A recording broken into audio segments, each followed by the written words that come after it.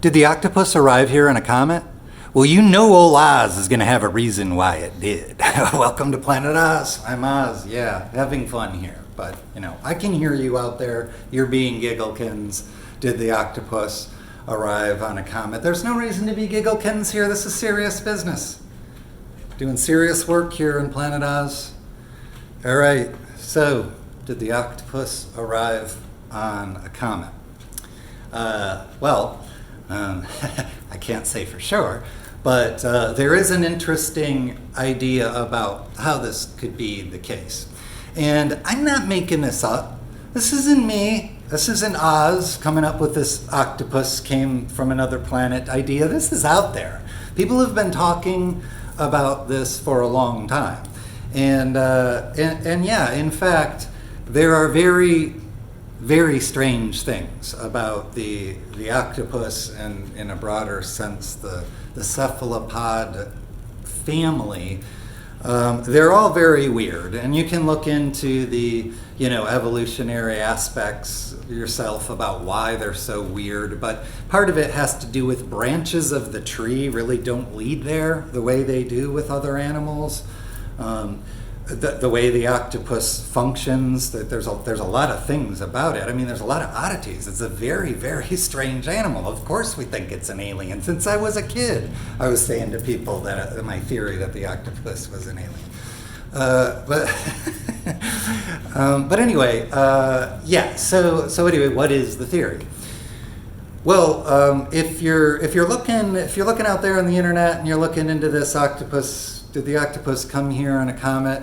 You're going to see things about like it's not that octopi, the animals, were somehow inside a comet and they came here and crashed and now they're here.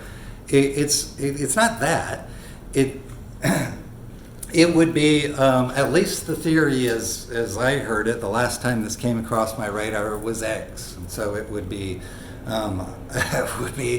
Octopus eggs from somewhere else traveling on a comet and they get here.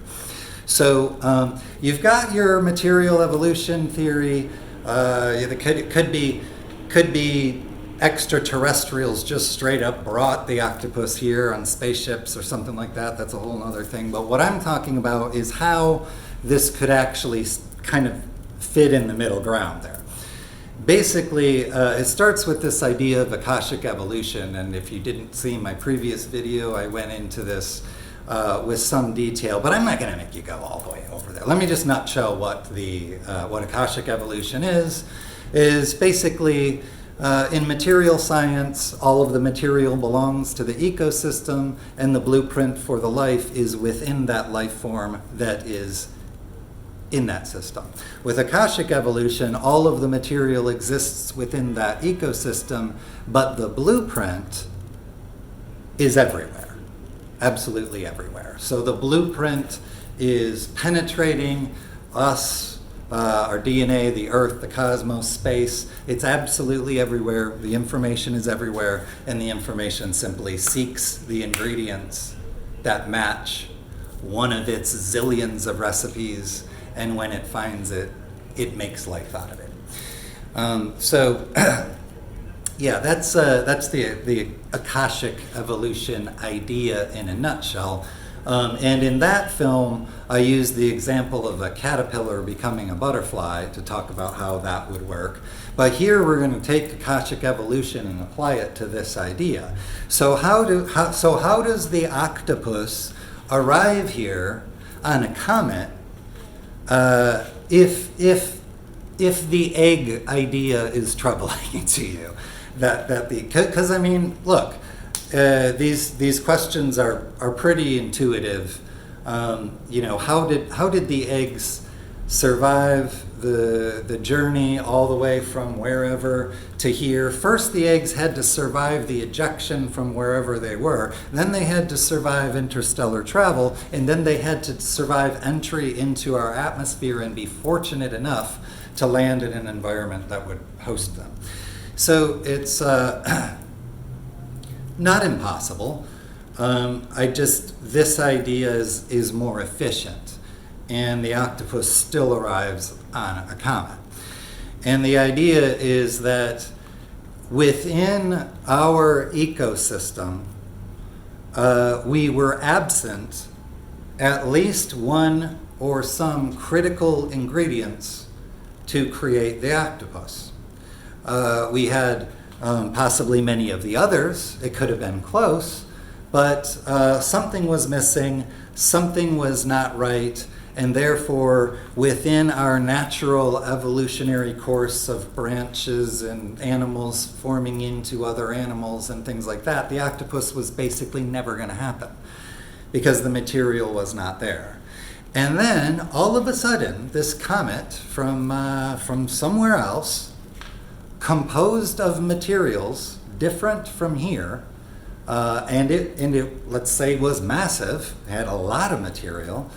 It crashes into the ocean, and it introduces a bunch of new ingredients to our ecosystem. And again, using the Akashic Evolution idea and the Akashic record, well, now there's new ingredients, but the recipe book is already there.